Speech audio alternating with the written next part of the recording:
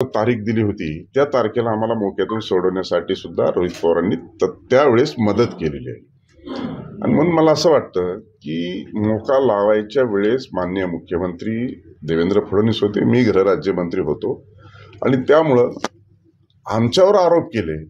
त्यांच्या सगळ्या घरातले परिवाराचे फोटो समाज माध्यमापुढे ज्यावेळेस येतात त्यावेळेस ते त्यांना सामाजिक कार्यकर्ते म्हणतात आणि दुसऱ्याबरोबर फोटो ज्यावेळेस दिसतात त्यावेळेस ते गुंड दिसतात. ही जी काही दूधतोंडी भाषा आमदार रोहित पवारांची ही बिलकुल बिनबुडाची आहे. त्यातलं कुठलंही तथ्य नाही, धांदात खोटं बोलतायत. मग अशा पद्धतीने हे भिनासलेलं व्यक्तिमत्व आहे आणि आमदार रोहित पवारांनी अनेक नावं त्याच्यामध्ये घेतली.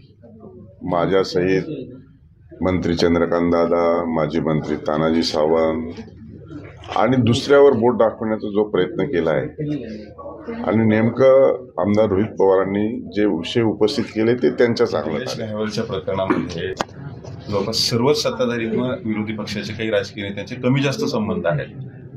परंतु निलेश घायावरची नाकाबंदी आपण कशी करणार, काय नेमकं करणं अपेक्षित आहे? आपण एसएचएम असताना अनेक लोकांना आपण न्याय दिला.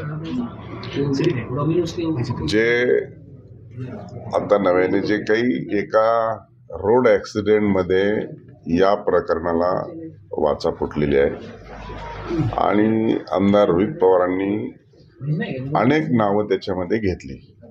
माझ्या सहित मंत्री चंद्रकांत दादा, माजी मंत्री तानाजी सावंत आणि दुसऱ्यावर बोट दाखवण्याचा जो प्रयत्न केला आहे आणि नेमकं आमदार रोहित पवारांनी जे विषय उपस्थित केले ते त्यांच्या चांगलं टाळलेले आहेत.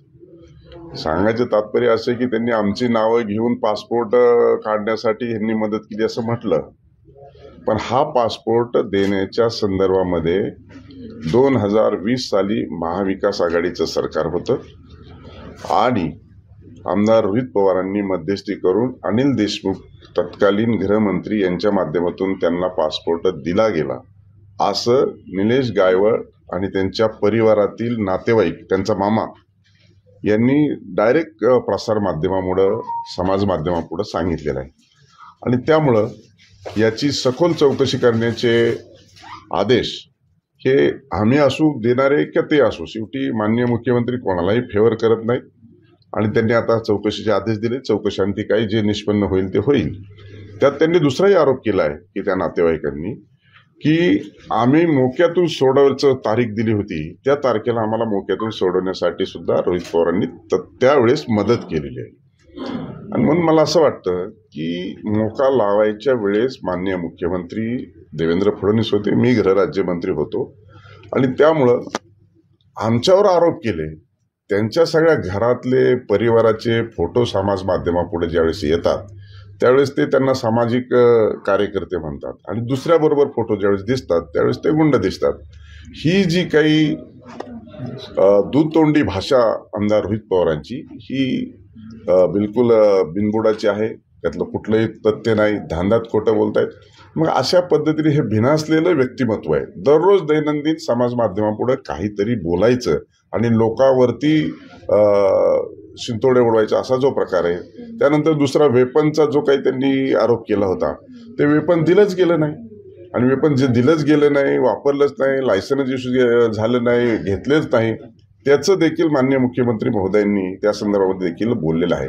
परंतु एकूणच राज्याचे उपमुख्यमंत्री अजितदादा पवार साहेबांनी देखील सांगितलंय की ज्यावेळेस असं बोलतो आपण त्यावेळेस आपण आत्मचिंतन केलं पाहिजे की आपल्याच घरातले परिवारातले त्यांच्यावर बसतात, उठतात, चर्चा करतात, त्यांच्याबद्दल कौतुकाचे 2 शब्द बोलतात. त्यावेळेस इतरांवर टीका करताना आपलं काचेचं घर आहे हे त्यांनी पाहायला पाहिजे होतं, पण पाहिलं नाही. आणि म्हणून जे मुद्दे उपस्थित केले ते दोन्ही मुद्दे सगळे मी बाहेरच्या देशातून येत असतानाच संपुष्टात निघालेले आहेत. आणि म्हणून तरी प्रसार माध्यमांची आणि समाज माध्यमांना हे सांगितलं पाहिजे, बोललं पाहिजे. शेवटी एखाद्या व्यक्तीवरती ज्या दिशेने चर्चा आणि आरोप होतात त्या आरोपाचं खंडन झालं पाहिजे आणि वस्तुस्थिती काय आहे ही मला वाटतं मी येईपर्यंत सगळ्या समाज माध्यमांना कळालेली आहे.